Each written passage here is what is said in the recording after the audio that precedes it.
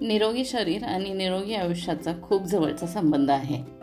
निरोगी शरीराकडे infectious disease म्हणजे विषाणू आणि जीवाणूंनी होणारे आजार, व्हायरस आणि बॅक्टेरियाने होणारे आजार याच्याशी लढण्याची ताकद जास्त असते. निरोगी शरीर राखण्यासाठी आपली पचनक्रिया, पोट याचं खूप जास्त महत्त्व आहे. आपण रोज काय खातो, पितो, किती वाजता, किती वेळा, किती प्रमाणात या सगळ्यांचं पोटाच्या आरोग्यावरती परिणाम होतो.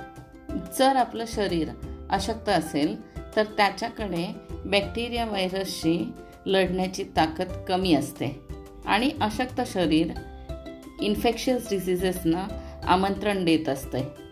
भूक शरीराच्या प्रतिकारशक्तीशी संबंधित आहे. शरीराला गरजेचे असणारे पोषक तत्व मिळणं खूप महत्त्वाचं आहे. सुरक्षित राहा, निरोगी राहा, खुश राहा.